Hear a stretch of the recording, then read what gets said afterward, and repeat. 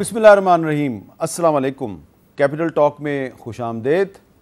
पाकिस्तानी सियासत का मद्दोजज़र और उतार चढ़ाव कभी लोगों को हैरान कर देता है, कभी परेशान कर देता है। अभी 3-4 दिन पहले तक पाकिस्तान पीपल्स पार्टी की तरफ से बार बार ये कहा जा रहा था कि ये जो मौजूदा निगरान हुकूमत है जिसके वज़ीर-ए-आज़म अनवारुल्लाह काकड़ साहब हैं, ये दरअसल मुस्लिम लीग नून की प्रॉक्सी है। और ये कहा जा रहा था कि इस हुकूमत में अक्सर वो लोग हैं जो पहले मुस्लिम लीग नून के साथ काम कर चुके हैं। लेकिन अब इसी निगरान हुकूमत और मुस्लिम लीग नून के दरमियान बयानबाजी शुरू हो गई है, जिसे कुछ लोग फ्रेंडली फायर कह रहे हैं और कुछ लोगों का ये ख्याल है कि ये सूरत हाल बड़ी संजीदा है। मुस्लिम लीग नून के पंजाब के सूबाई सदर राना सनाउल्लाह साहब जो हैं, उन्होंने निगरान वज़ीर दाखिला सरफराज बुगती साहब को वार्निंग दी है और उनसे कहा है कि सरफराज बुगती साहब, आपने बयान देने से पहले वज़ीर दाखिला शेख रशीद का अंजाम देख लेना था। और मरियम औरंगज़ेब साहबा जो हैं वो उनको कह रही हैं, सरफराज बुगती साहब जितना सियासी कद है उतनी बात करें, नवाज़ शरीफ ने एयरपोर्ट से कहाँ जाना है ये ना आपका मसला है ना आपका फ़ैसला। तो इस सूरत हाल में जबकि जो मुस्लिम लीग नून है उसने अचानक एक नए नैरेटिव पे भी गुफ्तगू शुरू कर दिया है और निगरान हुकूमत से भी उसकी बज़ाहिर लगता ये है कि टीवी चैनल्स की स्क्रीन्स पर मुहाज़राई शुरू हो गई है और साथ ही साथ उसकी सफ़ों में हमें कुछ हलचल भी नज़र आ रही है, बेचैनी भी नज़र आ रही है। तो क्या कहानी किस तरफ जा रही है? पाकिस्तानी सियासत का जो ये मद्दोजज़र है ये किसी तूफ़ान की तरफ बढ़ रहा है या सब खैर ही खैर है? इस पर गुफ्तगू के लिए आज हमारे साथ मौजूद हैं जनाब शाहिद खाकान अब्बासी साहब, साबिक़ वज़ीर-ए-आज़म पाकिस्तान। शाहिद खाकान अब्बासी साहब, ये जो मैंने इब्तिदा में गुफ्तगू की है मुस्लिम लीग नून के हवाले से, इस पे तो मैं बाद में बात करूँगा। पहले मैं आपको सुनवाना चाहता हूँ कि अभी थोड़े दिन पहले आपके एक दोस्त हैं मुस्तफ़ा नवाज़ खोखर साहब, वो हमारे शो पे आए थे, मेरी उनसे बात हो रही थी, मैंने उनसे क्या बातें की ज़रा सुने आप। अब आप लगता ये है कि नई पार्टी बनाने लगे हैं। ख्वाहिश भी है और कोशिश भी है, मैं दोस्तों को कायल कर रहा हूँ और काफ़ी हद तक कायल कर भी लिया। आपकी जो नई पार्टी होगी उसमें शाहिद खाकान अब्बासी साहब शामिल होंगे? मैं उनको कायल करने की कोशिश भरपूर कर रहा हूँ। मिफ्ता इस्माइल साहब होंगे, उनको कायल करने की भरपूर कोशिश कर रहा हूँ। रईसानी साहब होंगे, उनको कायल करने की भरपूर कोशिश कर रहा हूँ। साहब होंगे, भरपूर कोशिश कर रहा हूँ उनको। और नाम लो जी। अच्छा शाहिद साहब, मैं जो और नाम मैंने नहीं लिए, मैं उनके नाम लेके शायद उनके लिए मुश्किलात भी पैदा करना चाहता, लेकिन जो मैंने आपका नाम लिया वो मैंने सही नाम लिया था? नहीं, बिल्कुल। देखिए, ये बातचीत हुई है, होती रही है। जब से हमने ये रीइमेजिनिंग पाकिस्तान का सिलसिला शुरू किया था, बहुत से लोग आगे कहते हैं जमात होनी चाहिए, जमात होनी चाहिए, पर हमने उनकी बातें सुनी है। लेकिन ये एक हकीकत है कि आज जो मुल्क के हालात हैं इसमें एक मौसर नई जमात बनेगी। कौन बनाएगा ये अब वक्त बताएगा। आप उसमें शामिल होंगे? नहीं, मैं ज़रूरी नहीं कि शामिल हूँ। मैं खुद कायल हूँ, उसके बाद मकसद हो। उस जमात का मकसद अगर इक़्तिदार है तो फिर बात नहीं बनेगी। हाँ, इक़्तिदार तो पाकिस्तान में और तरीक़ों से मिलता है, तो कम से कम मैं उस इक़्तिदार का कायल नहीं। लेकिन शायद साहब एक सवाल ये है कि जहांगीर तरीन साहब ने इस्तेकाम पाकिस्तान पार्टी बनाई, परवेज़ खटक साहब ने तहरीक इंसाफ पार्लियामेंटेरियन बना दी, तो 2 पार्टियाँ तो बनी हैं हाल ही में, तो एक तीसरी पार्टी अगर बनेगी तो उस पर भी एक लेबल नहीं लग जाएगा? जी, मैं इसलिए कह रहा हूँ कि मैं जो जमात अगर हो ऐसी, हाँ, वो उसका मकसद बड़ा वाज़ेह हो कि उसने करना क्या और कैसे करना है। क्योंकि आज बदकिस्मती से पिछले 3 साल में हर जमात इक़्तिदार में रही है, कुछ नहीं कर सकी। मैं 35 साल से मुस्लिम लीग नून के साथ हूँ। आज लोग सवाल करते हैं जिनका हमारे पास, कम से कम मेरे पास जवाब नहीं है। तो अगर कोई ऐसी पार्टी बन जाए, जो मैं आपकी बात समझ रहा हूँ, क्या आप चाहते हैं कि ऐसी पार्टी बने जो इक़्तिदार में आने के लिए इस्टेब्लिशमेंट के साथ सौदेबाजियाँ ना करे? इस्टेब्लिशमेंट देखें, आप सियासी जमात होनी चाहिए। हाँ। अगर आपने माजी की तरह कॉम्प्रोमाइज़ करके और इक़्तिदार में आ जाएं तो उससे कुछ हासिल नहीं होगा, ना मुल्क का होगा ना आपका होगा। तो अगर ऐसी वो नाकाम सियासत है। अगर ऐसी पार्टी बन गई तो फिर आप उसमें चले जाएंगे? जी, मैं कहा बा मकसद हो, रास्ता मुझे नज़र आए। मैं तो आज भी मुझे उम्मीद रखता हूँ कि ये जो बड़ी जमातें हैं ये बैठेंगी, आगे के रास्ते का तयन करेंगी ताकि मुल्क चल सके।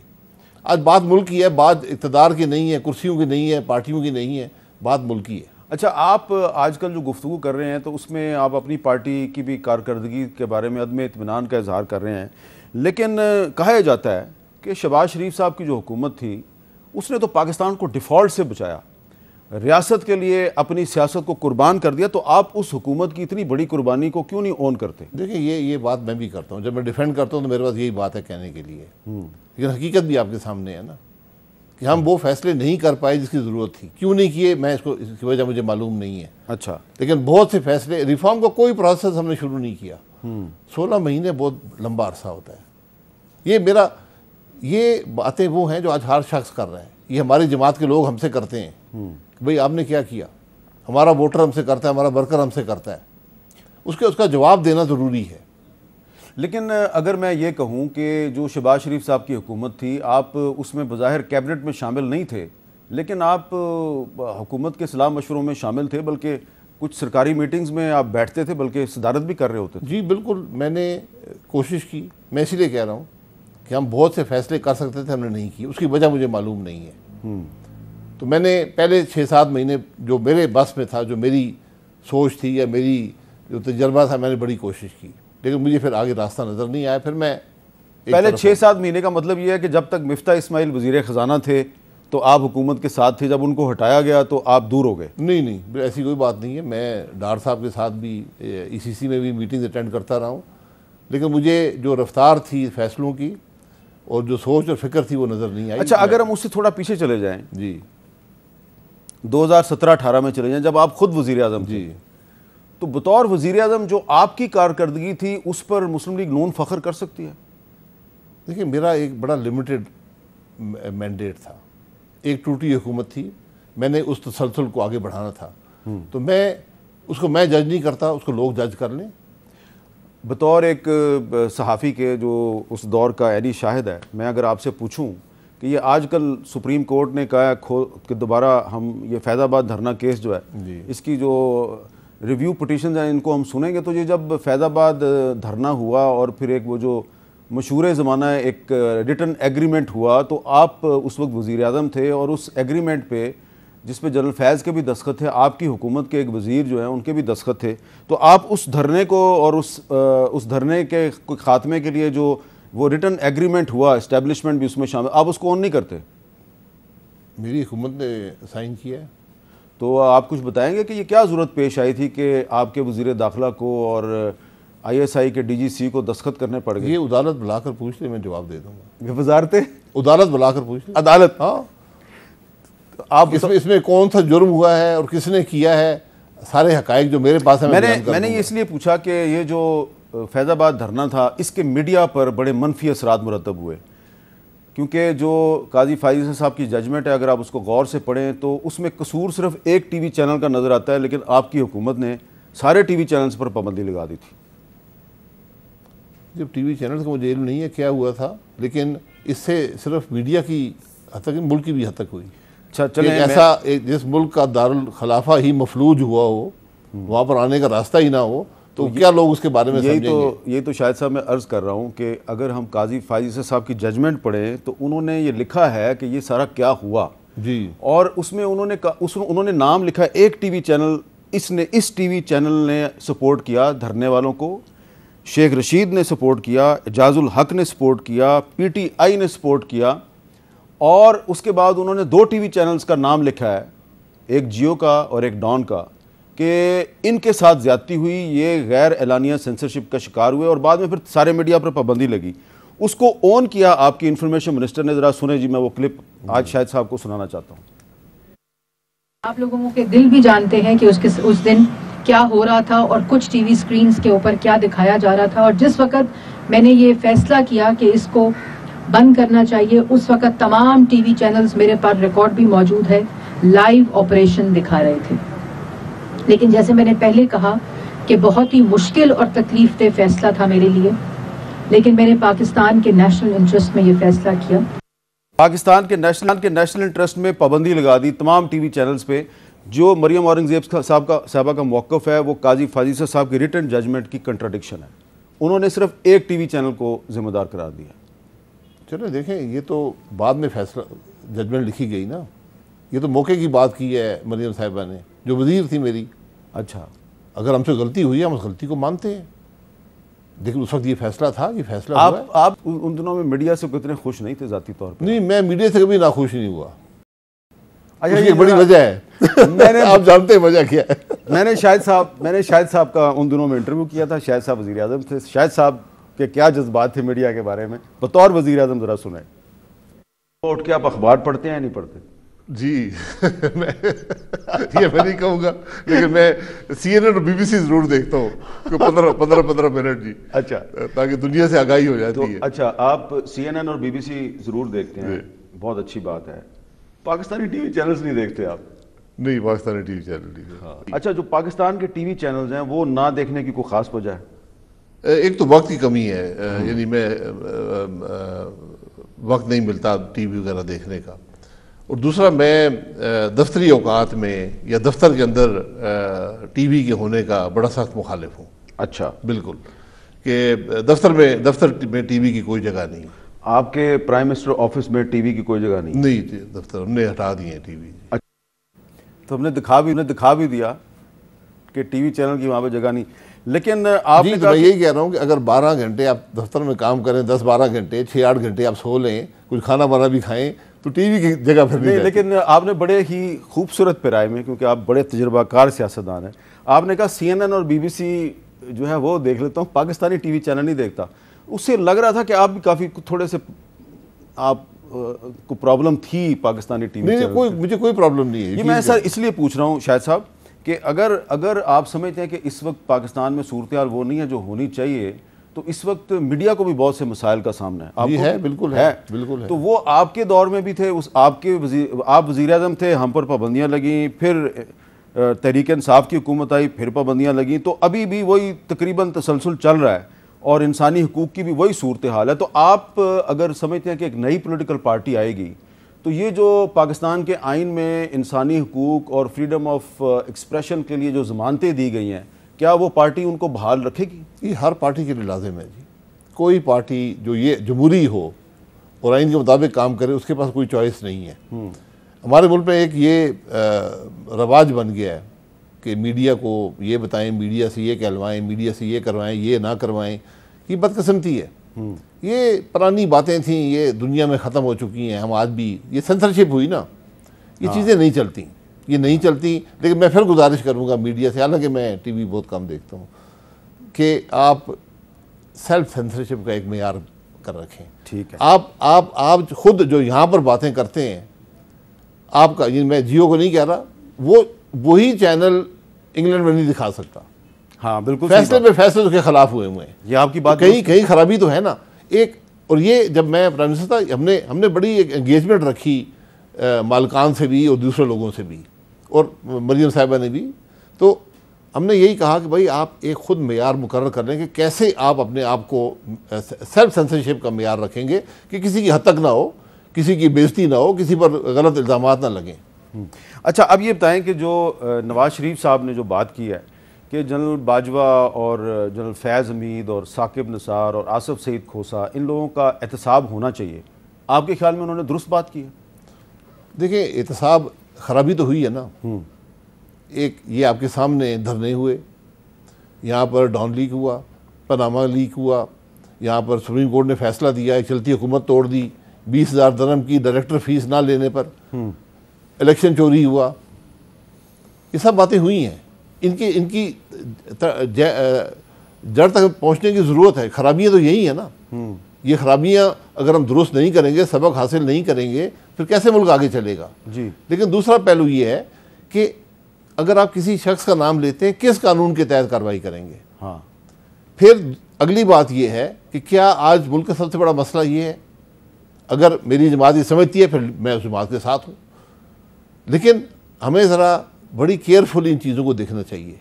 और ये बात कहाँ पर रुकेगी, ये आपको 47 तक लेकर जानी पड़ेगी। क्या अडयाला जेल जाना सिर्फ वज़ीर आज़म का ही मुकद्दर है? आप भी गए, शहबाज शरीफ साहब भी गए, गिलानी साहब भी गए, और भी वज़ीर आज़म गए, और वो फ़ौजी अफसरान जो जस्टिस काजी फ़ायज़ ईसा की फैज़ाबाद धरने में जजमेंट के मुताबिक सियासत में मुदाखलत करके अपने हलफ की खिलाफ वर्जी करते हैं, उनके खिलाफ कभी कोई कार्रवाई नहीं होनी चाहिए। और अगर नवाज शरीफ ने वो बात कर दी तो बड़ा गैर मोहतात रवैया उनका। देखिए, कार्रवाई जो है अगर आपने करनी है तो उसका एक मौका, एक वक्त और मौका होता है। बाद में बातें करने से कुछ नहीं होगा, इसको तारीख की नज़र कर दिया जाता है। दुनिया में यही होता है, जब उस वक़्त नहीं हुआ तारीख की नज़र कर दें, ट्रूथ कमीशन बना दें, रिकन्सिलिएशन कमीशन बना दें और कम से कम डॉक्यूमेंट कर दें कि मुल्क में होता क्या रहा है, ताकि मुस्तकबिल में सबक हासिल कर लें लोग। ये सारी बात है।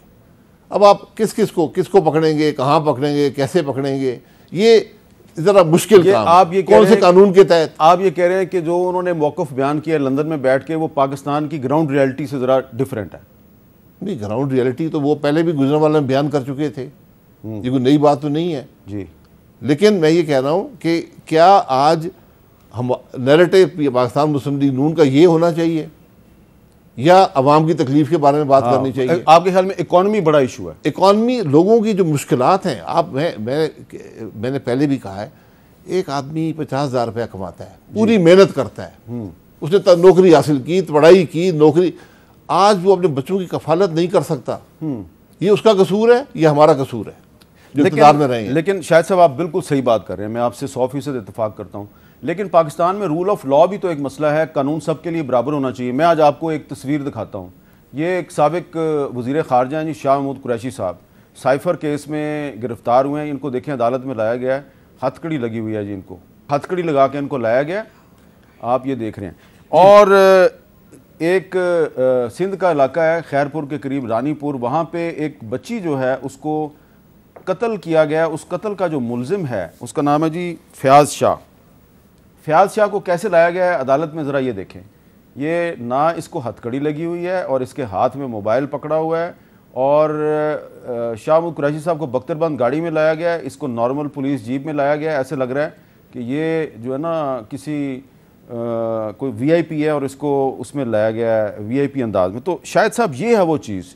आपका इख्तलाफ होगा शाह महमूद कुरैशी से, लेकिन वो सियासी कैदी है, उसको हथकड़ी लग सकती है, बिल्कुल गलत बात, कत्ल के मुलजिम को नहीं लगती। ये बिल्कुल गलत बात है, ये नहीं होना चाहिए। इसलिए मैंने आपसे पूछा था। मैंने ये पहले देखें, मैं ये कह रहा हूँ वो खराबियाँ दूर होंगी, असल प्रॉब्लम तो आपने हल करना है ना। लेकिन वो आपको हालात और जो हकाइक है उनको सामने रख कर करना पड़ेगा। अच्छा, हमारी हुकूमत भी 16 महीने रही है ना। अगर हमने कुछ करना था तो उस वक्त ये प्रोसिक्यूट कर लेते, जिन अशास का भी हम नाम लेते हैं। लेकिन अब जो है, आपने मुल्क के मसाइल को हल करना है और सबने मिलकर करना है। ये जो मामला है शाह महमूद कुरैशी वाला, ये चीज़ें नहीं होनी चाहिए। ये माजी में भी हुई हैं, ये बहुत गलत बात है। सियासी लीडर को आप की इस तरह उसकी हद तक नहीं कर सकते। वो मुजरिम नहीं है, अभी मुल्जिम आपने बनाया है। अच्छा, और ये अभी तक तो आप मुस्लिम लीग नून में ही है ना? अभी तो मैं ये कह सकता, मैं 35 साल हो गए मुस्लिम लीग नून, और जब मुस्लिम लीग नून नहीं थी तो मैं था। और जहाँ तक मुझे याद पड़ता है, जब आप 1988 का इलेक्शन जीते थे तो आप इंडिपेंडेंट हैसियत में जीते थे जी। वो मखसूस हालात थे, इंडिपेंडेंट, आप इंडिपेंडेंट जीते थे, जीत के मुस्लिम लीग नून में आए थे। उस वक्त IGI थी। अच्छा, उस वक्त IGI थी। अच्छा, अब ये जो सूरत हाल है कि इसमें आपके पुराने दोस्त हैं राना सनाउल्लाह साहब, ये जो इस वक्त निगरान हुकूमत के वज़ीर दाखिला हैं, उनको ये कह रहे हैं कि आप वज़ीर दाखिला शेख रशीद का अंजाम देख लें। आज अदालत में जब पूछा गया कि शेख रशीद कहाँ है, तो रावलपिंडी पुलिस ने कहा जी हमें नहीं पता। तो एक तरह से अदालती कार्रवाई है उसके मुताबिक लापता हैं। तो शेख रशीद इस वक्त लापता हैं, तो उन निगरान वज़ीर दाखिला को ये धमकी दी जा रही है कि तुम भी लापता हो जाओगे। आप इसकी क्या इंटरप्रिटेशन करेंगे? देखिए, उन्होंने ट्वीट किया है, राना साहब ने समझदार आदमी है, ज़िम्मेदार आदमी है, ऐसी चीज़ नहीं करनी जैसे बहुत से मतलब निकल जाएं। मैं ये भी ज़रूर कहूँगा कि निगरान वज़ीर आला का ये काम नहीं है बयानात देना। उनका काम है कानून को इम्प्लीमेंट करना। अगर आपने मियां नवाज को अरेस्ट करना है, आपको अदालत का हुक्म है, फिर आपको पूरा करना पड़ेगा। क्या निगरान वज़ीर आज़म का वाशिंगटन में बैठ के, न्यूयॉर्क में बैठ के ये बयान देना जायज़ है कि चेयरमैन तहरीक इंसाफ के बगैर भी फेयर एंड फ्री इलेक्शन हो सकता है? नहीं, ये बात नहीं करनी, निगरान वज़ीर आज़म को नहीं करनी चाहिए। उसका काम है एक हुकूमत के जाने से दूसरी हुकूमत के आने तक मुल्क के मामलात चलाना और न्यूट्रल रहना, वरना इलेक्शन मुतनाज़ा हो जाता है। ये कि कौन सी जमात लड़ेगी, कौन सा लीडर होगा, सिंबल होगा नहीं होगा, ये इलेक्शन कमीशन का फैसला है। अच्छा, इससे उनका कोई ताल्लुक नहीं है। तो जिस चीज़ से आपका ताल्लुक ना हो उससे दूर रहना चाहिए। आखिर में शायद साहब ये बताएं, आपको क्या लग रहा है कि जो इलेक्शन कमीशन ने ऐलान किया है जनवरी के आखिरी हफ्ते में इलेक्शन हो जाएगा, वाकई इलेक्शन हो जाएगा जनवरी के आखिरी हफ्ते में? नहीं, मेरा ख्याल है इलेक्शन फरवरी के आखिर में या मार्च के शुरू में होंगे, मौसम की वजह से। मौसम की वजह से? मौसम की वजह से। तो ये इसलिए इलेक्शन कमीशन ने डेट नहीं दी? जी, मेरा डेट इसलिए शायद ना दी हो, मुझे इसका इल्म नहीं है, लेकिन क्योंकि किसी ने हिसाब लगाया था कोई 30, 35, 36 हल्के हैं जो मुतासिर होते हैं मौसम से। अच्छा। और फिर वो एक प्रॉब्लम पैदा होगा कि इलेक्शन नहीं हो सका या फेयर नहीं हुआ या जो भी मामलात हुए हैं। मेरा अपना हल्का उसमें बर्फ़ पड़ी होती है आधे हल्के में। अच्छा, तो इसका मतलब है कि जो मरी में आपका हल्का है वहाँ पे भी जनवरी के आखिरी हफ्ते में इलेक्शन मुश्किल है? जी मुश्किल है, मतलब बहुत से इलाके में बर्फ़ का इम्कान होता है, बर्फ़ पड़ी होती है। और वहाँ पे तो गाड़ियाँ स्लिप हो रही होती हैं? नहीं, गाड़ियाँ पैदल भी आप नहीं चल सकते, वोटर नहीं आ सकता, कैसे आप जाएंगे? इस तरह चित्राल का इलाका है, दीगर इलाके हैं KP के अंदर, बलूचिस्तान में बेपनाह सर्दी होती है, उस वक्त मनफी टेम्परेचर्स होते हैं और दिन बड़ा छोटा होता है, 4, 4:30 बजे रात। ये आपका एनालिसिस है या इन्फॉर्मेशन है कि फरवरी? नहीं, मेरा एनालिसिस है, मेरा फरवरी का आखिर या मार्च का शुरू? मार्च उस वक्त करना चाहिए, मुनासिब वक्त वो होगा। अच्छा, ताकि उसमें कोई आपकी जो सेनेट का इशू भी नहीं आएगा, कोई और इशूज भी नहीं आएंगे। बहुत बहुत शुक्रिया शाहिद हक्कान भाई साहब ने हमारे साथ एक वक्फा, और वक्फे के बाद हम मुस्लिम लीग नून और पाकिस्तान तहरीक इंसाफ के जो नुमाइंदे हैं उनसे बात करेंगे वक्फे के बाद। कैपिटल टॉक में खुशामदेद। मुस्लिम लीग नून और निगरान हुकूमत के दरमियान को फ्रेंडली फायर हो रहा है या इन दोनों के दरमियान जो बयानबाजी हो रही है वाकई वो असली फायर है? ये एक बड़ा अहम सवाल है। और इसके अलावा ये बात बार बार कही जा रही है कि चेयरमैन तहरीक इंसाफ के बगैर जो भी इलेक्शन होगा वो इलेक्शन मुतनाज़ा होगा। इस सिलसिले में आज उनके जो वकला हैं उन्होंने अटक जेल में उनके साथ मुलाकात भी की है, तो उनके साथ भी बात करेंगे।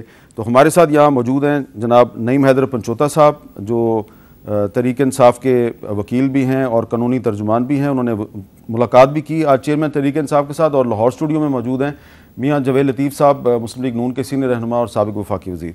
पंचोता साहब, पहले सबसे आप ये बताएं कि आपकी मुलाकात हुई है, आपने थोड़ा सा तो उसके बारे में बता दिया है सोशल मीडिया पे, लेकिन ये जो एक खबर चल रही है, दावा कर रहे हैं कुछ लोग कि जी कोई बैकडोर चैनल से कोई बातचीत हो रही है जी चेयरमैन तहरीक इंसाफ के साथ, ये बात आपकी हुई है उनसे? बिल्कुल जी, दोनों पहलुओं पे मैं बिल्कुल बड़ा वाज़ह बताऊंगा। खान साहब से जब मुलाकात हुई है, पूछा है कि इस तरह का एक लेटर जो है वो माफ़ीनामा टाइप जो है वो चल रहा है सोशल मीडिया के ऊपर। उन्होंने कहा कि कौन सा माफ़ीनामा? मैंने बताया कि माफ़ीनामे के ऊपर लिखा हुआ है कि आप बड़ी जो है मजम्मत कर रहे हैं कि 9 मई को जो हुआ मैं बड़ा अफसोस करता हूँ और माफ़ी मांगता हूँ। उन्होंने कहा बात यह है कि 9 मई को हमारे साथ जो है वो विक्टिमाइज़ हमें किया गया और हमारे ऊपर ये सारा जो है वो अटैक किया गया, और उसमें आपने वाज़ह तौर पर देखा कि किस तरह से पाकिस्तान तहरीक इंसाफ के वर्कर्स, ख़वातीन, बच्चों को, बूढ़ों को, हर बंदे को अंदर डाल दिया गया। एक पाबंदी लगाने के लिए सदेबाब किए गए, निशान छीनने के लिए आपको पता है सारी पूरी कैंपेन चलाई गई और मुझे जेल में डाला गया। तो ये बेसिकली हमें बिल्कुल क्रैश करने के लिए सारा किया गया। तो उसमें तो विक्टिमाइज़ हम हुए। तो लिहाजा जब विक्टिमाइज़ हम हुए हैं तो हमें किस बात के ऊपर हमने कहना है कि जनाब हम माजरत करते हैं? बात यह है कि इंडिपेंडेंट इंक्वायरी की खान साहब ने हमेशा बात की है। किसने कैमरे उतारे, कौन जो है वो इंस्टिगेट कर रहा था, कैसे लोग गए, तो उसके ऊपर तहकीकात होनी चाहिए। सिवाय पाकिस्तान तहरीक इंसाफ के या इमरान खान साहब के किसी बंदे ने क्या या किसी पार्टी ने क्या उसके ऊपर शफाफ तहकीकात की बात की है? नहीं की। और दूसरे नंबर पर जो डील के हवाले से खबरें, उन्होंने कहा जी कि वाज़ह तौर पर मैं अगर डील करनी होती तो 27 सालों में कर लेता, डील करनी होती 9 मई को जैसे मुझे अगवा किया गया। कुछ लोग कह रहे हैं कि जी चेयरमैन तहरीक इंसाफ को उसी तरह पाकिस्तान से बाहर भिजवाया जा सकता है जिस तरह नवाज शरीफ साहब चले गए थे। देखें उसके ऊपर उन्होंने बड़ा वाज़ह कहा है हाँ। कि मैं बाहर क्यों जाऊंगा, मेरे क्या कोई बाहर अकाउंट है, मेरी कोई जायदादें हैं, मैंने कोई करप्शन की है, मैंने कोई मुल्क के अंदर पैसा लूटा। अच्छा, आपने ये बात उनको बताई कि बाहर जाने की बात भी हो रही है? जी, बाहर जाने की बात हुई और ये इससे पिछली मुलाकात में हुई और उसके ऊपर जो वाज़ह तौर पर उनका ये था कि जिनकी जायदादें बाहर हैं उन्होंने बाहर जाना है, जिन्होंने करप्शन की है वो बाहर जाएँ, जिन्होंने बाहर अकाउंट खोए हैं वो बाहर जाएँ। मैं क्यों जाऊँ? मेरा जीना मरना पाकिस्तान में और मैं पाकिस्तान में रहूँगा। डील के हवाले से सारी खबरों की उन्होंने तरदीद की है। उन्होंने वाज़े कहा है कि जो है फ्री एंड फेयर इलेक्शन के ऊपर हम हमेशा जो है वो बात करते हैं कि वो 90 डेज़ के अंदर हों और जो है साफ शफाफ इलेक्शन होने चाहिए, इसके अलावा कोई बात नहीं है। अच्छा मियां जवेद लतीफ़ साहब, ये बताएं कि अगर कोई इलेक्शन ऐसा होता है कि जिसमें चेयरमैन तहरीक इंसाफ हिस्सा नहीं ले पाते, तो कुछ लोगों का ख्याल है कि ऐसे इलेक्शन की क्रेडिबिलिटी जो है वो ख़त्म हो जाएगी। आपका क्या ख्याल है कि आप किसी ऐसे इलेक्शन को क्रेडिबल समझेंगे जिसमें एक बड़ी पॉलिटिकल पार्टी का जो सरबराह है वो हिस्सा ना ले? हामिद मीर साहब, पॉलिटिकल जमात का बंदा अगर बाहर रहे या उसका हेड बाहर रहे तो यकीनन ये सवाल उठेगा इलेक्शन पे। मगर मुझे ये कहना है कि अगर 9-10 मई का वाक़या भी करने वाले को आप पॉलिटिकल फोर्स ही कहेंगे या उसको आप दहशतगर्दी का नाम नहीं देंगे, तो फिर दहशतगर्द की तारीफ क्या है या पॉलिटिकल फोर्स की तारीफ क्या है? जो इन्होंने अभी मेरे वकील भाई जो हैं नईम साहब, इन्होंने ये बात की कि 9-10 मई को विक्टिमाइज जो है वो चेयरमैन पीटीआई हुए। खुदा का खौफ करें यार, अगर 9-10 मई का जो वाक़या है ये पहली दफ़ा हुआ है। जो 2014 के धरने थे सिविल नाफरमानी की तहरीक का, उस वक्त मैंने कहा था इमरान खान को कि ये ऐलान करो। उस वक्त मैंने जो पीटीवी पर या पार्लियामेंट पर हमलों का मैंने कहा था। और उसके बाद फिर आप देखें कि जितने वो हाई कोर्ट हो, वो सुप्रीम कोर्ट हो, क्या मसूफ ने हमले नहीं किए? और क्या आज तक कोई एफआईआर हुई इमरान खान के खिलाफ? और इसी तरह ये बात करते हैं मेरे भाई कि जनाब करप्शन मैंने कोई किया, इमरान खान कहते हैं करप्शन और किसी को कहते हैं भाई? जो आपने 4.25 सालों में आपने और आपके दूसरे लाडलों ने की, वो 6 अरब रुपया बगैर सूद के किन किन को दिया गया, ये बात तो करें। आप ये कह रहे हैं, आप ये कह रहे हैं कि अगर उनके बगैर इलेक्शन होता है तो आपको कोई इतराज नहीं है?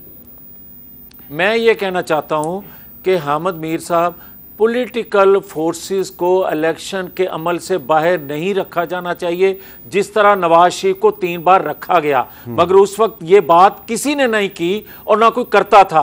आज एक दहशतगर्द के लिए वो आलमी फोर्सेस जो, एक सेकंड हामिद मीर साहब, जो आपने बात की है ना नईम साहब से कि आपने उनसे सवाल किया कि आपने कोई लेटर लिखा है, आपने कोई माफीनामा लिखा है, तो मैं आपकी खिदमत में अर्ज करना चाहता हूं कि आलमी फोर्सेस, वो फोर्सेस जो पाकिस्तान को कमज़ोर देखना चाहती हैं, जो 9-10 मई के वाक़े में सहूलतकार थी, उनका दबाव है पाकिस्तान के अदारों पर और इमरान खान की रिहाई के लिए। और इमरान खान उनके राब्ते में है और जो लोग राब्ते करवा रहे हैं या मुलाकातें हो रही हैं जिन जिन से, वो सबके इल्म में है। ठीक है, ये नहीं चले ये बात तो उन्होंने कह दी ना, पंजोता साहब ने कहा जी कि वो तो बाहर जाने के लिए तैयार नहीं है। लेकिन अब मेरा सवाल ये, क्योंकि आप वजाहत कर चुके हैं, अब मेरा सवाल ये है कि पहले आप लोग कह रहे थे जी कि जो चेयरमैन तहरीक इंसाफ है उनको अटक जेल से अडयाला जेल मुंतकिल किया जाए।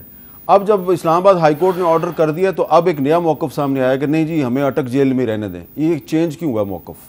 देखें, पहली बात तो ये कि जो इन्होंने कहा है कि एफ़आईआरों के हवाले से मैं थोड़ा सा उसके ऊपर बताना चाहूँगा। बात यह है कि एफ़आईआर उस वक्त भी खान साहब के ऊपर दर्ज की गई, पीटीवी और पार्लियामेंट हमला बनाकर केसेस और दहशतगर्दी की दफ़ात लगी और वो वाज़ह तौर पर दहशतगर्दी की दफ़ात जो हैं वो उड़ाई जा चुकी हैं। आरिफ अलवी साहब इसी तरह से 200 के करीब जो केसेस बने हैं उनमें से ज़्यादा जो केसेस हैं, लास्ट प्रोग्राम में मैंने बताया था, उसमें यही रोल है कि आपने दफ़ा 144 की खिलाफ वर्जी की है लेकिन दहशतगर्दी की दफ़ात लगा दी गई। अब मामला यह है कि यहाँ पर कानून तो फॉलो किया नहीं जा रहा।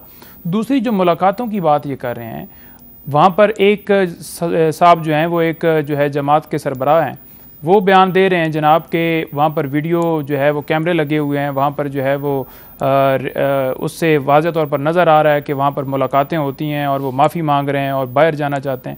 वो वीडियो लेके आए ना, वो जो कैमरे वहाँ पर लगे हुए हैं, फिर रिकॉर्डिंग तो हो रही होगी, क्योंकि जब ज़मान पार्क में या बनी गाला में फ़ोन टैप किए जाते हैं या वहाँ पर डिवाइसेस लगाई जाती हैं, रिकॉर्डर लगाए जाते हैं, तो फिर क्या वहाँ पर रिकॉर्डर नहीं लग सकते या नहीं लगाए होंगे? तो रिकॉर्डर भी होंगे और जो वीडियो कैमरे हैं उससे वो वाज़ह तौर पर दिखाएं। दूसरे नंबर पर जो अटक जेल के हवाले से जो हमारी दरख्वास्त थी, 2 महीने के बाद वो दरख्वास्त डिसाइड हो रही है। यानी कि आप ये देख लें कि कितना जल्दी हमें इंसाफ मिल रहा है कि हमने रहना कहाँ है, कानून के मुताबिक उन्हें रखना कहाँ है। 2 महीने के बाद ये डिसाइड हो रहा है, जब अदालत ने ये फैसला दिया और फैसले के अंदर वाज़ह तौर पर लिखा कि इनको अडयाला जेल रखा जाएगा। किस कानून के तहत, किस ऑर्डर के तहत वहाँ पर किया गया, वो बिल्कुल जो है गलत नोटिफिकेशन था और उसको कलअदम करार दिया गया है और वाज़ह तौर पर कहा गया कि इन्हें अडयाला जेल और कानून के मुताबिक जो रूल्स मैनुअल है उसके मुताबिक इन्हें फैसिलिटीज़ दी जाएँ। अभी तक क्यों नहीं दी गई? अब खान साहब के हवाले से जो ये बयान चल रहा है कि खान साहब ने कहा है कि अब मैं, जो आपने पूछा है, क्योंकि मैं सारे सवालों के जवाब एक बनता है क्योंकि आपने किया, मैं घुमाऊँगा नहीं। बात यह है कि कभी खान साहब ने ये नहीं कहा कि मुझे बड़ी जो है वो तकलीफ़ में रखा हुआ है और मैं तंग पड़ गया हूँ और मुझे बाहर निकालो। कभी खान साहब ने ये नहीं कहा कि उस जेल का नक्शा बड़ा खूबसूरत होगा तो इस जेल का नक्शा बड़ा बुरा है तो मैं उसमें रहूँगा।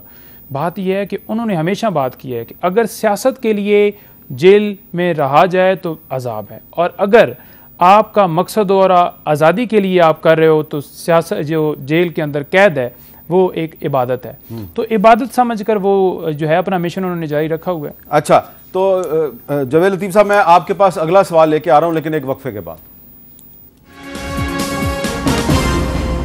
कैपिटल टॉक में दोबारा खुशामदीद। मियां जवेद लतीफ़ साहब, ये जो निगरान हुकूमत और आपकी पार्टी की क़यादत के दरमियान बयानबाजी शुरू हो गई और राना सनाउल्लाह साहब ने आज निगरान वज़ीर दाखिला को ये कहा है कि बयान देने से पहले शेख रशीद का अंजाम देख लें। तो जो आज अदालत में कार्रवाई हुई है शेख रशीद साहब के बारे में, पिंडी पुलिस ने कहा जी हमें नहीं पता शेख साहब कहाँ पे हैं, वो लापता हैं अदालती कार्रवाई के मुताबिक। तो क्या आप हम ये कह सकते हैं कि राना सनाउल्लाह साहब ने निगरान वज़ीर दाखिला को कहा है कि तुम भी शेख रशीद की तरह लापता हो जाओगे? मैं इस पे बात करने से पहले अगर इजाज़त दे दें तो नईम आदैर साहब ने एक बात की थी। इन्होंने कहा था कि 22 साल हमने किसी से डील नहीं की, इमरान खान की ये तारीख है। तो इमरान खान की तो तारीख भरी पड़ी है भाई, परवेज़ मुशर्रफ से शुरू हुए डील से और जनरल बाजवा साहब तक एक्सटेंशन देने के लिए बार बार जो मुलाकातें इक़्तिदार से हटने के बाद भी करते रहे। ना किया करें यार इस तरह। तो और फिर जो मुलाकातें हैं, हामिद मीर साहब, इमरान खान साहब बुशरा बीबी के अलावा किसी पे एतमाद नहीं कर रहे, और मुलाकातें भी जो करवाई जा रही हैं वो बुशरा बीबी से करवाई जा रही हैं, और मेरे भाई नईम हैदर साहब जैसे जो साथी हैं इनको इल्म नहीं है। दूसरी बात मैं ये जरूर अर्ज करना चाहता हूँ, नहीं पता, आपको पता है। हाँ। बिल्कुल बिल्कुल, इसलिए कि यार ये चीज़ें कोई खुफिया तो रह नहीं गई, इसलिए कि नईम हैदर साहब इकरार ना करना चाहें, उनकी वकालत करना चाहें, वकील का काम होता है वकालत करना। सर तो मैं कैमरे समझता हूं कि ये ठीक कर रहे हैं। अच्छा, अब ये जरा जो मेरा सवाल है उसका जवाब दे देना कि ये जो लड़ाई शुरू हुई है निगरान हुकूमत से, असली है या नकली है? नहीं, लड़ाई का जहां तक तल्लक है उनका स्टेटमेंट गलत था जो निगरान वजीर दाखिला ने दिया। देखें, आपको कोई ये हक हासिल नहीं है कि आप किसी को थ्रेट दें कि आप कब गिरफ्तार हो जाएंगे या कब गिरफ्तार आपको कर लिया जाएगा। हमने पहले भी आइन कानून के मुताबिक आइनी रास्ता लिया।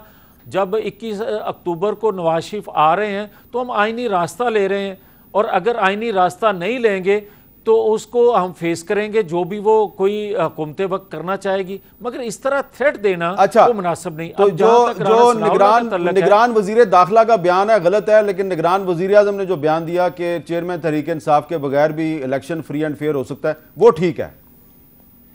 वो इसलिए, वो हामिद मीर साहब इसलिए ठीक है कि आप मुझे ये बताएं कि जैसे कैसे भी आपने मुझे 2002, 2008, 2018 में नवाज शरीफ को इलेक्शन के अमल से बाहर रखा ना, इलेक्शन फिर भी हो गए।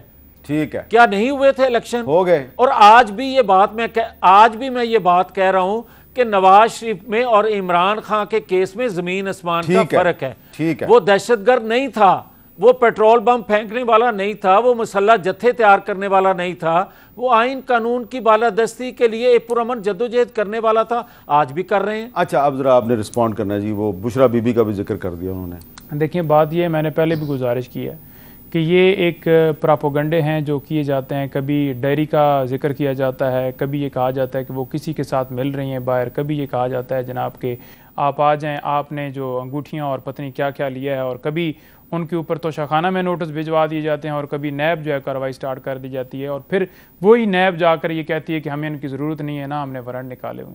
बात ये है कि ये सिर्फ पॉलिटिकली विक्टिमाइज़ किया जा रहा है। दूसरे नंबर पर जो लापता होने की बात है, लापता तो आपको पता है कि अजहर मशवानी के भाई हैं, वो भी लापता हैं क्योंकि वो सोशल मीडिया को डील करते हैं और उनके भाई को उठा लिया गया। लापता तो है हसन न्याजी साहब भी लापता हैं। लापता तो देखा जाए तो सदाकत अब्बासी साहब भी। पाकिस्तान तहरीक इंसाफ के रहनुमा उठाए जाते हैं और उनके हवाले से बताया ही नहीं जाता, चाहे वो शेख रशीद साहब हों, कोई भी हों, कि वो कहाँ हैं। ये तो कानून यहाँ पर जो है ना उसकी धज्जियाँ उड़ाई जा रही हैं कि एक बंदे को गिरफ्तार किया जाता है, अगवा किया जाता है और फिर उसके वेयर अबाउट। तो ये जो अब निगरान वज़ीर दाखिला और इनके दरमियान जो बयानबाजी हो रही है, इसको आप कैसे देखिए? मैं इसको इस हवाले से देखता हूँ कि ये जो बेसिकली है ना आपस में वो एक नज़र आ रहा है, क्योंकि आपको पता है कि PMLN जो जिस ख्वाहिश से वो आई थी हुकूमत में, उनको ये लग रहा था कि उनके केसेस जो हैं वो ख़त्म हो जाएंगे तरमीम करके। अब वो ये देख रहे हैं कि वो जो तरमीम वापस हो गई हैं और उनके लिए जो लेवल प्लेइंग फील्ड है वो नहीं बनाई जा रही। उनका दिल था कि प्लेट में रख कर हमें वज़ीर आज़म बनाया जाए। इसी तरह से पीपल्स पार्टी सोच रही है कि शायद हम वज़ीर आज़म बनेंगे। तो दोनों के जो हैं वो जो ख्वाब हैं ना वो अधूरे ही नज़र आ रहे हैं, क्योंकि केसेस उनके खुल गए हैं। और नवाज़ शरीफ साहब की जो वापसी है उसके ऊपर इसलिए बार नज़र आता है क्योंकि उनको प्रोटेक्टिव बेल जो है उस मुकदमे में नहीं मिल सकती जिसमें वो सज़ा याफ्ता हैं। प्रोटेक्टिव बेल तब मिलती है जब आपने किसी मुतलका कोर्ट से रजू करना हो, आपके ऊपर FIR दर्ज हो, आपने उस कोर्ट तक एक्सेस हासिल करनी हो कि मुझे उस कोर्ट में तक पहुंचने की इजाज़त दी जाए। प्रोटेक्टिव बेल उनको सज़ा मिली थी, 4 हफ्तों के लिए वो मुल्क से बाहर गए थे मेडिकल लीव लेकर और वहाँ से आए नहीं, पीछे से इश्तिहारी हो गई। अब उन्होंने आना है तो सीधा जेल में जाना है। और वज़ीर आज़म इसलिए नहीं बन सकते क्योंकि 62(1)(f) के तहत सुप्रीम कोर्ट ने तशरीह कर दी है कि ये ताहयात नायल हैं, इलेक्शन एक्ट के अंदर तरमीम करके वो जो है उसका फ़ायदा नहीं ले सकते। जी जवेद लतीफ़ साहब क्या कहेंगे आप? मैं हामिद मीर साहब, अगर तो मेरे भाई नईम हैदर साहब सिर्फ वकील हैं, वकालत कर रहे हैं, तो फिर तो मैं इनकी बात का जवाब नहीं देता। अगर ये पूछ के आए हैं, जो बात ये कह रहे हैं कि आप को कोई रिलीफ नहीं मिलेगा या प्लेट में रख के आपको कोई प्राइम मिनिस्टरशिप नहीं मिलेगी, तो ना भाई हम पहले मांग रहे थे।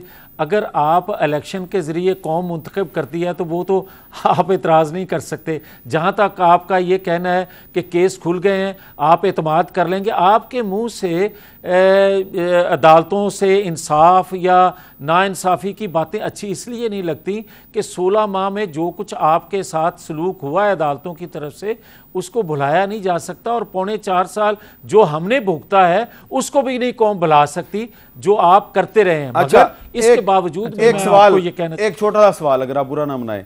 जवेद लतीफ़ साहब, आज एक वाक़या हुआ है कि तहरीक इंसाफ के रहनुमा और साबिक वज़ीर ख़ारजा जो शाह महमूद कुरैशी साहब हैं, उनको अदालत लाया गया बख्तरबंद गाड़ी में, हाथ में हथकड़ी थी। और ये आप देख सकते हैं TV की स्क्रीन पे भी अगर आपने देखा हो। और दूसरी तरफ एक और मैं आपको मुल्ज़िम दिखाना चाहता हूँ, उसका नाम है फयाज शाह, जो कि रानीपुर में एक बच्ची के कत्ल में मुलव्वस है। उस पर इल्ज़ाम है कि बच्ची के कत्ल में मुलव्वस है। उसको इस तरह लाया गया कि जिस तरह का वो VIP मुल्ज़िम है, ना हथकड़ी है, उसके हाथ में मोबाइल भी आपको नज़र आ रहा है और प्रोटोकॉल के साथ उसको लाया गया है। तो अगर सियासी कैदी जो है, जितना भी आपका उसके साथ इख्तलाफ हो, उसको हथकड़ियाँ लगा के लाया जाएगा और जो कत्ल का मुल्ज़िम है उसको VIP बना के लाया जाएगा, तो फिर रूल ऑफ लॉ किधर जाएगा इस मुल्क में? हामिद मीर साहब, जिन लोग जो पुलिस वाले उस कातिल को लेकर आए हैं उसके खिलाफ एक्शन होना चाहिए। ये बड़ी ज़्यादती वाली बात है। और जहाँ तक आप शाह महमूद कुरैशी के हवाले से बात कर रहे हैं, मैं समझता हूँ कि हथकड़ी के बगैर उनको लेकर आना चाहिए, इस वजह से कि वो भाग तो नहीं रहा या आपसे भाग तो नहीं जाएगा। मगर ये मैं थोड़े बड़े अदब से आपकी खिदमत में गुजारिश करने वाला हूँ कि मुझे और मुझ जैसे कई और वर्कर्स को रात को जेलों से उठाया जाता था और फिर जहां लेकर जाया जाता था और जो तशद्दुद किया जाता था, जो नए इलेक्ट्रॉनिक आलात इस्तेमाल किए जाते थे और कहा जाता था कि इनकी चीखें इमरान खान सुनना चाहता है, वो सुनना चाहता था, नहीं सुनना चाहता था, मगर वो जो हमें लेकर जाते थे वो कम से कम ये कह रहे होते थे। और वो हम कोर्टों में बात करते थे, मीडिया पे बात करते थे, मगर हमारी बात कोई सुनने वाला नहीं। ये कोई जस्टिफिकेशन नहीं मैं दे रहा को हथकड़ी वाली, मगर मैं ये कहना चाहता हूँ कि इमरान खान साहब को सोचना चाहिए। जो 4.25 साल वो करते रहे पॉलिटिकल वर्कर के साथ, जिस तरह नाइंसाफ़ियाँ करते रहे, मगर हम इस हक में नहीं हैं कि किसी पॉलिटिकल वर्कर के साथ ये सलूक किया जाए, दुश्मनों वाला, मुल्ज़िमों वाला और जराइम पेशा लोगों वाला। अच्छा, आखिर में नईम हैदर साहब, जो तहरीक इंसाफ के दौर में हुआ तो अगर गलत हुआ तो हमने उसकी उस वक्त भी उस पर तनकीद की, तो तो आप ये समझते हैं कि कुछ लोगों का ये कहना है कि जो आज तहरीक इंसाफ के साथ हो रहा है वो दरअसल मुकाफाती अमल है? देखिए, बात यह है कि पाकिस्तान की हिस्ट्री में या अपनी ज़िंदगी में मैंने कभी ऐसे नहीं देखा जो आज हो रहा है। उसमें आप देख लें कि एक बंदा निकलता है जेल से, फिर उठा लिया जाता है। 14 दफ़ा शहरियार अफरीदी को गिरफ़्तार किया गया, 7 दफ़ा 3 MPU के तहत, हालांकि हाई कोर्ट ने उस 3 MPU को कलअदम करार दिया। बेशुमार मिसालें हैं। सनम जावेद के साथ क्या हुआ, वहाँ पर लाहौर में बेंच लग रहे हैं, बेंच टूट रहे हैं, अदालतें केसेस सुनती नहीं है, दोबारा एडिशन कर दिया जाता है केसेस को। मेरा वक्त खत्म हो गया। दूसरे नंबर पर शाह महमूद कुरैशी साहब के साथ जो इस वक्त हो रहा है, देखें बात यह है कि साइफर केस जिस तरह से 1.5 साल के बाद दर्ज किया गया, वो बाहर से धमकी मिली, उसके मुतबादल में हुकूमत गिरा दी गई, फिर उसी मुकदमे उसी के ऊपर मुकदमा खान साहब के ऊपर दर्ज करके शाह साहब का दरमियान में रोल नहीं है, और मुकदमे की कापी जो है अमेरिका भिजवा दी गई। ताबेदारी इस हद तक हो रही है। जिस साइफर का ये जिक्र कर रहे हैं, उस रियासत ने आज तक बुरा नहीं मनाया। नहीं मैदर साहब को बताएं, जो है वो ओरिजिनल ये सारा मिल के हो रहा था। पड़ा है और एक इल्जाम लगाया गया। इस पे डिटेल से बात करेंगे दोबारा किसी को। बहुत बहुत शुक्रिया नईम हैदर पंचोता साहब, जनाब मियां जवेलती साहब, आप दोनों का बहुत बहुत शुक्रिया। इजाज़त दीजिए, अल्लाह हाफ़िज़।